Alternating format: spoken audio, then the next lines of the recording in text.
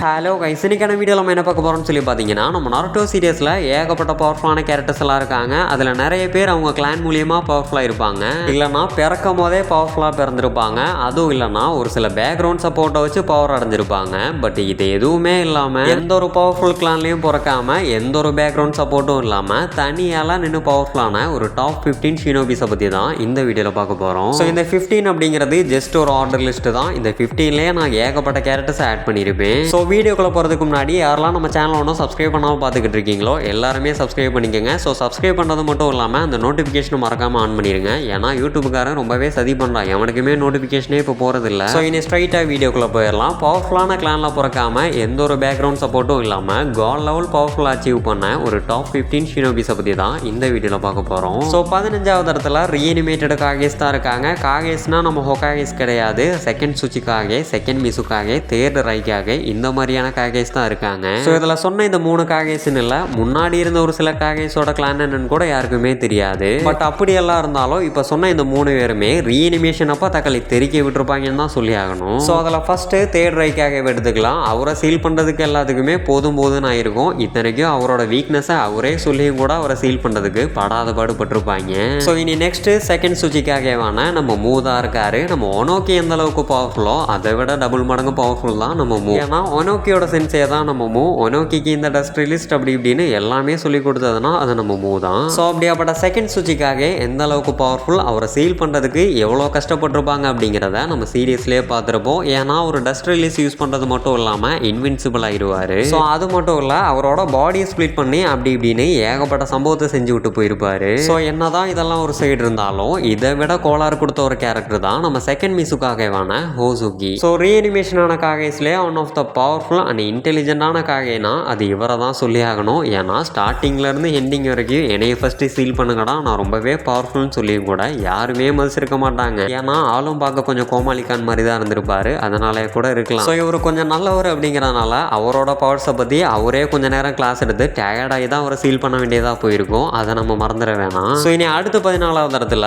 7 ninja ஸ்வார்ட்ஸ்மேன்ஸில் இருக்கக்கூடிய members தான் இருக்காங்க. இதில் ஒவ்வொருத்தனும் ஒவ்வொரு விதம் அப்படின்னு தான் சொல்லி ஆகணும். ஸோ இவங்களோட ப்ரெசன்ஸையும் 4th கிரேட் நிஞ்சா வரல தான் காமிச்சிருப்பாங்க. இதில் மெயினான 3 அல்லக்கு யாருன்னு சொல்லி கேட்டிங்கன்னா, நம்ம நருட்டோ சீரியஸில் ஃபஸ்ட்டாக காமிச்ச மெயின் வில்லனான நம்ம ஜாபூசா மோமோச்சி. ஸோ நம்ம ஜாபூசாவை யாராலையுமே டக்குன்னு மறக்க முடியாதுன்னு சொல்லி நினைக்கிறேன். ஏன்னா அந்த காப்பி நிஞ்சா கக்காஷேவே கதற விட்ட ஒரு ஆள் தான் நம்ம ஜாபூசா மோமோச்சி. ஸோ இனி நெக்ஸ்ட் நம்ம மங்கட்சு தான் இருக்காரு. 7 நிஞ்சா ஸ்வார்ட்ஸ்மேன்ஸ்லேயே நம்பர் 1 பவர்ஃபுல்லான ஒரு ஆளுனா அது நம்ம கிசாமே தான். கிசாமேக்கு அடுத்ததாக பவர்ஃபுல்லாக இருக்கக்கூடியதுனா அது நம்ம மங்கட்சு தான். ஏன் சொல்ல போனால் கிசாமே அளவுக்கு கூட நம்ம மங்கட்சு பவர்ஃபுல்னு கூட நம்ம சொல்லலாம். ஸோ அப்படி சொல்கிறதுக்கான காரணமே 7 நிஞ்சாஸோட 7 ஷாட்ஸையுமே நம்ம மங்கட்சுவால் பர்ஃபெக்டாக ஹேண்டில் பண்ண முடியும். இது வேற யாராலையுமே ஹேண்டில் பண்ண முடியாது. ஏன் நம்ம கிசாமேவால் கூட முடியாது. அதனால தான் நம்ம கிசாமே அளவுக்கு கூட பவர்ஃபுல்லான ஒரு கேரக்டர் தான் நம்ம மங்கட்சு அப்படின்னு சொல்கிறதுக்கான காரணமே. ஸோ இனி 13வது இடத்துல கோல்டன் சில்வர் பிரதர் தான் இருக்காங்க. இவங்க எந்த அளவுக்கு ஒரு ஒருத்தையான ஓப்பனன்ட் அப்படிங்கிறத நம்ம 4th கிரேட் நிஞ்சா வரலே பார்த்துருப்போம். ஸோ அது கூடவே இவங்க கிட்ட 9 டீல்ஸோட சக்கரா இருக்கிறதுனால இவங்களால 9 டீல்ஸோட செகண்ட் வெர்ஷனாக ட்ரான்ஸ்ஃபர்மேஷன் ஆக முடியும். அது கூடவே 9 டீல்ஸோட ஒரு சில பவர்ஸையும் யூஸ் பண்ண முடியும். ஸோ இதெல்லாம் பார்த்தாத குறைக்கு அவங்க சேஜ் ஆஃப் 6 பேட்ஸோட டூல்ஸையுமே பர்ஃபெக்டாக ஹேண்டில் பண்ணுவாங்க.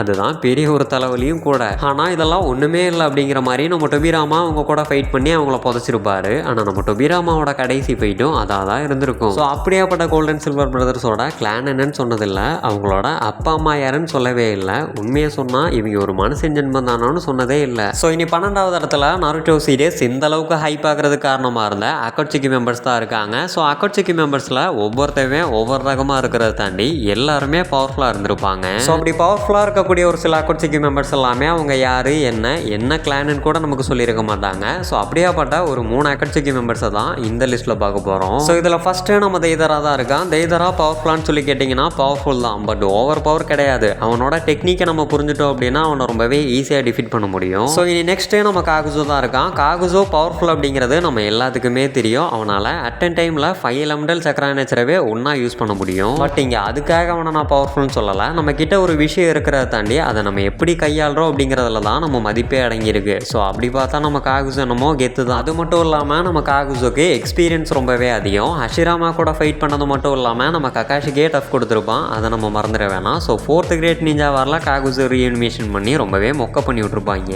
ஆனால் 4th கிரேட் நிஞ்சா வரல ரீஅனிமேஷன் ஆன முக்காவாசி ஷினோபிஸ்மே அவங்க ஃபுல் பவரில் ஃபைட் பண்ணலை. அதுக்கான காரணமே நம்ம பூட்டோ தான். ஸோ இனி ஃபைனலாக நம்ம ஹிடன் தான் இருக்கான். நம்ம ஹிடன் ரொம்பவே பவர்ஃபுல்னு சொல்கிறத விட அவனோட டெக்னிக் ரொம்பவே யூனிக்கானதுன்னு வேணால் சொல்லலாம். அதுக்கான காரணத்தை நம்ம சீரியஸ்லேயே பார்த்துருப்போம். ஏன்னா நம்ம ஹிடன் ஒரு இம்மோர்டல். அவனோட தலையை வெட்டி கையில் கொடுத்தாலும் அந்த தலையை திருப்பி ஊட்டி அவன் திரும்ப உயிரோட வந்துடுவான். அப்படியாப்பட்ட ஒரு கிரேசியான பவர் தான் நம்ம ஹிடனோடது. பட் ஏன் அவனோட தலையை வெடிக்க வைக்கக்கூடாது, அவனை ஏன் சீல் பண்ணி வைக்கக்கூடாது, இப்படிலாம் பண்ண அவனால் திரும்ப வர முடியாதால. சரி, அது என்னவா வேணாலும் இருக்கட்டும், அதை நம்ம நெக்ஸ்ட் வீடியோவில் பார்ப்போம். ஸோ இப்போ சொன்ன இந்த 3 பேர்த்தோட கிளான் என்னன்னு சொல்லி எந்த ஒரு இடத்துலையுமே மென்ஷன் பண்ணியிருக்க மாட்டாங்க. பட் இவங்க எல்லாருமே பவர்ஃபுல் தான். இனி நான் சொல்லாமல் விட்ட ஒரு சில அக்கட்சிக்கு மெம்பர்ஸ் எல்லாம் இருக்காங்க, அது எனக்கே தெரியும். அது அடுத்தடுத்ததாக நான் சொல்லிடுவேன். இனி 11th பிளேஸில் நம்ம சாக்குரா ஹருனோ தான் இருக்கா. என்னதான் இந்த லிஸ்ட்டில் அவளை சேர்த்துக்க வேணாம்னு சொல்லி நினச்சாலும் அப்படி பண்ண முடியலை. ஏன்னா நருட்டோ சீரியஸில் இருக்கிற ஒரு சிலரை விட நம்ம சாக்குரா ஸ்ட்ராங்கஸ்ட் தான். அதை நம்ம ஒத்துக்கிட்டு தான் ஆகணும். அதுக்குன்னு கக்காஷி, சாஸ்கே, ஷிகமாரு இந்த மாதிரியான ஆளுக கூடலாம் வச்சு கம்பேர் பண்ண வேணாம். நம்ம ஷீனோ, கீபா இவங்க கூட வேணால் வச்சு கம்பேர் பண்ணலாம். ஸோ என்னதான் நம்ம சாக்குரா ரொம்பவே பவர்ஃபுல்லாகவே இருந்தாலும் அதை ஒத்துக்கிறதுக்கு நமக்கு மனசே வராது.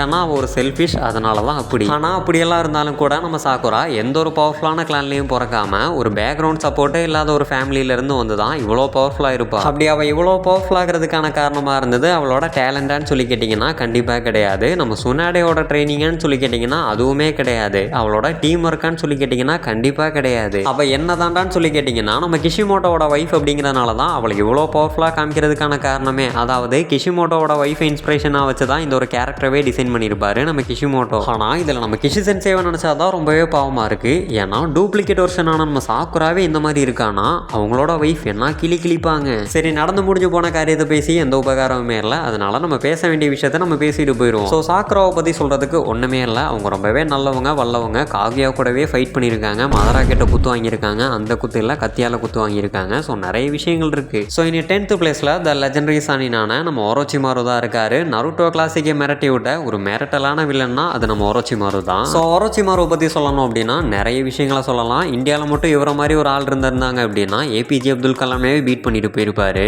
ஏன்னா இவரை மாதிரியான ஒரு சயின்டிஸ்ட்டை நம்ம நருட்டோ சீரியஸ்லேயே பார்த்துருக்க முடியாது. பார்க்குற இடம் ஃபுல்லாக வம்பளுத்துட்டு ஓடி பிடிச்சி விளையாடுற ஒரு வேலையாக இருந்தவர் தான் நம்ம ஒரோச்சிமாரு. ஆனால் மறக்க முடியாத மரணமாசான சம்பவத்தை கொடுத்தவர் தான் நம்ம ஒரோச்சிமாரு. ஏன்னா ஷினிகாமி கிட்ட சீலா இருக்கிற சோல்ஸை ரிவ்யூ பண்ணி அதை ரீஅனிமேஷன் பண்ணி 4th கிரேட் நிஞ்சா வாரில் ஒரு பெரிய சம்பவத்தை கிரியேட் பண்ணி விட்டவர் தான் நம்ம ஸ்னேக் பாபு. ஆனால் இதெல்லாம் ஒன்றுமே இல்லை அப்படிங்கிற மாதிரி பல முறை செத்து திரும்ப உயிரோட வந்திருப்பாரு. ரொம்பவே டிஃபிகல்ட்டான கண்டிஷன்லையும் கூட. ஸோ அதில் ஒன்று தான் இட்டாச்சியோட டோட்ஸுகாப்ல சீல் ஆகி அதுலேருந்துமே திரும்பி வந்திருப்பாரு. என்னதான் அவரை ரிட்டர்ன் கொண்டு வந்திருந்தாலும் அதுக்கான ஆப்ஷனை விட்டுட்டு போனதே நம்ம ஒரோச்சிமாரு தான். ஸோ இப்படியாப்பட்ட ஒரோச்சிமாரோட கிளான் என்னன்னு சொல்லியிருக்க மாட்டாங்க. அவரோட ஃபேமிலி பேக்ரவுண்டை காமிச்சிருக்க மாட்டாங்க. அவரோட அப்பா அம்மா யாருன்னு சொல்லி காமிச்சிருக்க மாட்டாங்க. பட் அப்படியெல்லாம் இருந்தாலும் நருட்டோ சீரியஸில் அவருக்குன்னு ஒரு இடத்த சொந்தமாக்கினவர் தான் த லெஜெண்டரி சானி நம்ம ஒரோச்சிமாரு. ஸோ ஒன்றும் நான் சொல்லாம விட்ட ஏகப்பட்ட மெயின் கேரக்டர்ஸ் எல்லாமே இருக்காங்க. நீங்கள் யாருக்காகலாம் வெயிட் பண்ணுறீங்க அப்படிங்கிறத கமெண்ட்டில் சொல்லுங்கள். அதெல்லாமே பார்ட் 2 வீடியோலாம் நான் அப்படியே போட்டுறேன். ஸோ அதுக்கப்புறம் ஒரு முக்கியமான விஷயத்த சொல்ல மறந்துட்டேன். அனிமே ரிலேட்டடாக ஆக்ஷன் ஃபிகராக இருக்கட்டும், இல்லை key chain, poster, banner, comics இந்த மாதிரியான எக்கச்சக்கமான ஐட்டம்ஸ் எல்லாமே இவங்க ரொம்பவே ஃப்ரெண்ட்லி பட்ஜெட்டில் சேல் பண்ணிக்கிட்டு இருக்காங்க. ஸோ உங்களுக்கு ரொம்பவே கம்மியான விலையில் ப்ரீமியமான ப்ராடக்ட்ஸ் எல்லாம் பை பண்ணணும்னு நினச்சிங்கன்னா இதுதான் உங்களோட பேஜ். நீங்கள் டேரெக்டாக போய் மெசேஜ் பண்ணலாம். நம்ம பேரை சொன்னீங்கன்னா கொஞ்சம் ஆஃபர் பண்ணி கொடுப்பாங்க. ஸோ அதே மாதிரியே நம்ம ஃபோன் கேஸும் ரொம்பவே கம்மியான விலையில் கஸ்டமைஸ் பண்ணி கொடுத்துக்கிட்டு இருக்கோம். அதுவும் மறந்துடாதீங்க, கண்டிப்பாக வந்து வாங்கிட்டு போயிருங்க. அதுக்கான நம்பரும் நான் இங்கே ஸ்க்ரீனில் கொடுத்துருக்கேன்.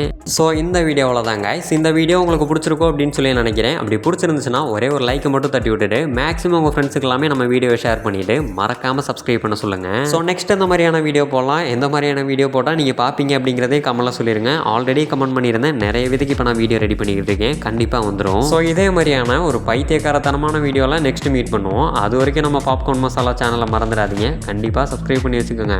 Bye guys.